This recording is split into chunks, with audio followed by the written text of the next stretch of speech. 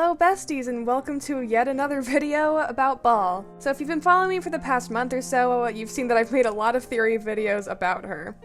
First, I explored Baal's possible reasoning for the Vision Hunt decree, then I posited that she may not be who we think she is, and most recently I explained her connections to Yae Miko. But I've been neglecting something huge the entire time: her name. I have no clue how I made it this far without ever bringing this up. All of the Archons in Paimon are named after demons from the Lesser Key of Solomon.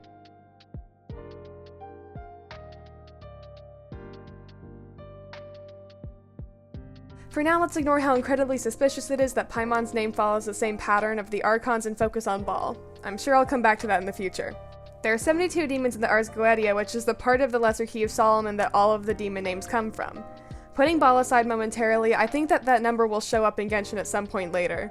We know we have 7 Archons who will be named after demons plus Paimon, so what happened to the other 64? They were probably the ones who died during the Archon War, and we know about Decarabian, so that leaves 63 empty spots.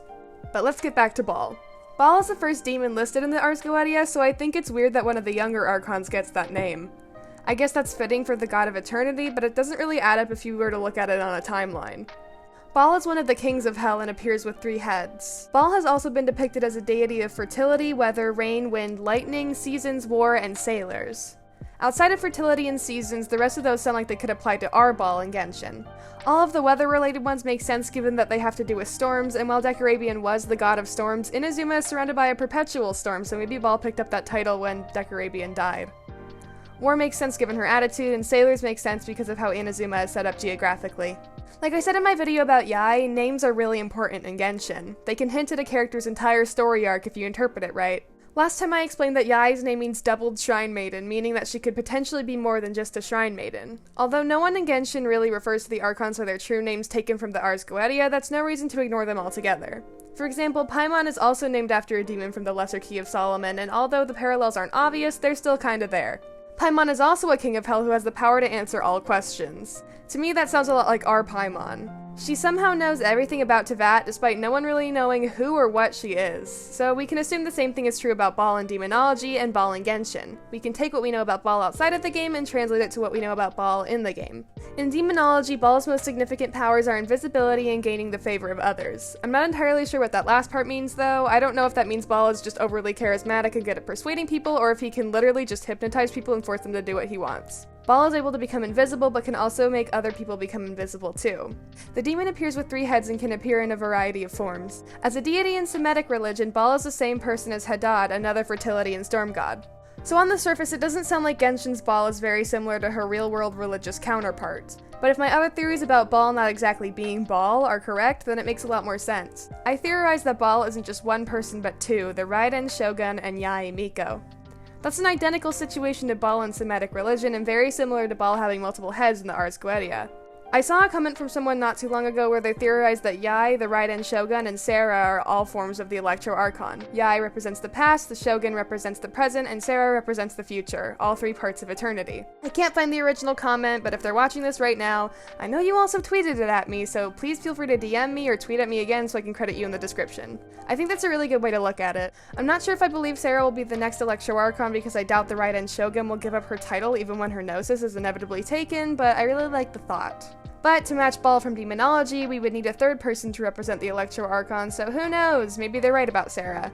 Either way, it's next to impossible for the Raiden Shogun to be the only Baal out there in Teyvat. But it doesn't really make sense for there to be multiple Electro Archons at once. As far as we know, each element only has 1 Archon to represent it. But I don't think having multiple Electro Archons existing simultaneously was ever Celestia's plan. I think we have to look back at Ajdaha for this.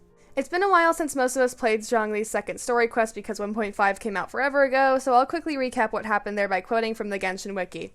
Ajdaha would never forgive Morax for his betrayal and was eventually able to manifest a portion of his power into a vessel called Jio. Jio would share her creator's hatred of Morax, but because the vessel took the form of a young child, those she met waved her anger off. Ajdaha then decided to break free from his prison by having Jio manipulate a group of miners from the chasm to travel to the Dragon Queller to unearth the seal, upon which their pickaxes and his attacks would destroy it and allow him to roam Liyue once more to enact revenge. Unbeknownst to him, this attempt also allowed the remaining benevolent side of his consciousness to escape, who possessed a human, Kunjun, to warn Morax of the plot. This would eventually prove to be Ajdaha's undoing, as he was eventually fought and defeated by the Traveler, Zhongli, Morax's mortal vessel, and his benevolent consciousness. The crazed Ashtaha appeared to regain part of his sanity after exhausting his strength before being resealed, while the benevolent consciousness peacefully bid farewell to Morax. So we know that a single being splitting into more than one is possible in Genshin. I don't have any concrete evidence that Yae and the Raiden Shogun are both split pieces of Baal, but given what we know about how Celestia and the Archons work, it feels like the only possible explanation for what's going on here. If they're not two pieces of the same person, then they at least have both been the Electro Archon at different points in time. But anyways, this was just a very long-winded way of telling you guys that I found more evidence to prove that Baal isn't really Baal. I feel like that phrasing makes less and less sense with every video I make about her.